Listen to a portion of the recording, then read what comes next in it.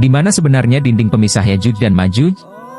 Dalam Al-Quran Surah Al-Kahfi ayat 96 disebutkan, Raja Zulkarnain telah membangun sebuah dinding yang tinggi untuk membendung kaum perusak Yajuj dan Majuj. Banyak pakar sejarawan Muslim mengkaji soal lokasi sebenarnya bangunan itu. Beberapa ekspedisi telah diluncurkan untuk menelusuri keberadaan tembok Zulkarnain.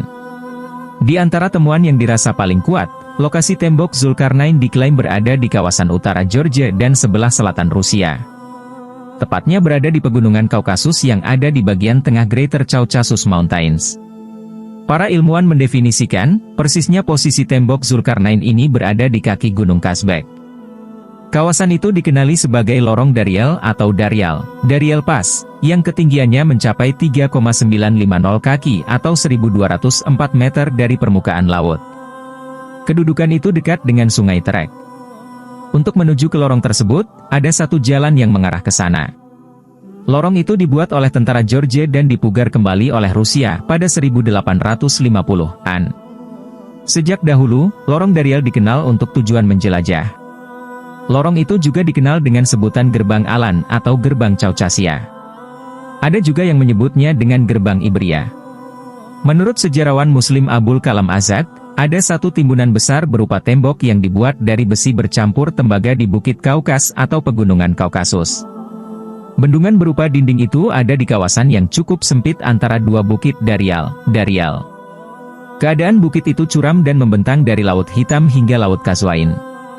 Dinding yang menghubungkan dua bukit tersebut juga menghubungkan dua laut. Panjangnya 1.200 km. Bukit Darial secara umum masih tidak terusik oleh tangan manusia. Abul Kalam menyebutkan, kondisinya masih teguh serta mempunyai bentuk berlapis-lapis. Menurut Abul Kalam, model pembangunan dinding itu mirip seperti dengan apa yang dikisahkan Al-Quran.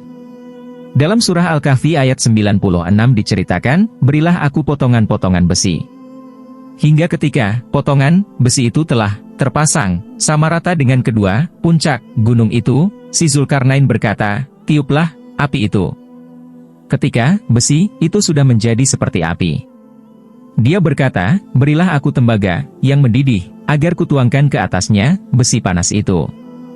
Abul Kalam mengatakan, pada tembok Darial itu didapati ada suatu timbunan tinggi yang terbuat dari perpaduan besi dan campuran tembaga. Penduduk setempat percaya, timbunan besi bercampur tembaga tersebut untuk menyumbat satu lubang yang ada di sana.